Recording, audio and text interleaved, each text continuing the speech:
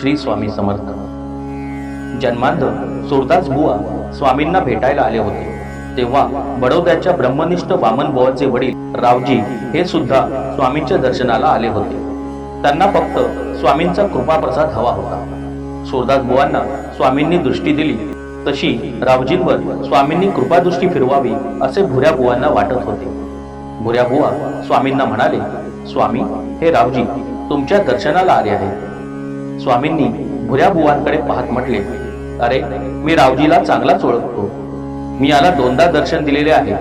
काही शतके उलटली त्याला. काही जन्मापूर्वी हा रावजी तेव्हा काशी क्षेत्री राहत होता. तेव्हा त्यांच्या आईची म्हणजे रखुमाबाईची तो आणि त्याची पत्नी अहिल्या खूप काळजी घ्यायची. याची आई आजारी पडली. त्यांना तिची काळजी लागली होती. त्यावेळी त्यांच्या घरी मी गेलो होतो. ह्याच्या दुखणेकरी आईला मी हातांनी धरून उठवले. तिला मी बरी केली. केवळ स्पर्श केल्यावर याची दुखणेकरी आई उठून बसली होती. रावजी, तुला आठवते का?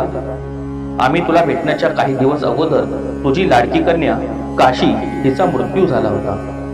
स्वामींनी एवढे फक्त म्हटले आणि रावजीच्या माथ्यावर हात ठेवला. मात्र रावजीच्या गतस्मृती जाग्या झाल्या.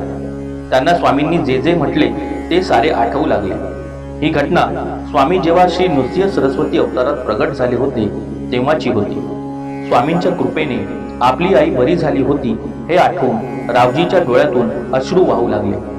तो स्वामींच्या चरणावर अक्षरशः कोसळला. त्याने स्वामींचे चरण घट्ट पकडले व तो म्हणू लागला, भगवंता, केवढे रे माझे भाग्य. दोनदा तुम्ही मला सगुण साकार होऊन दर्शन दिले. स्वामींनी रावजीला जवळ घेतले तेव्हा रावजीला अत्यानंद झाला. प्रत्यक्ष भगवंताने त्याला जवळ बसवले होते. श्री स्वामी समर्थ.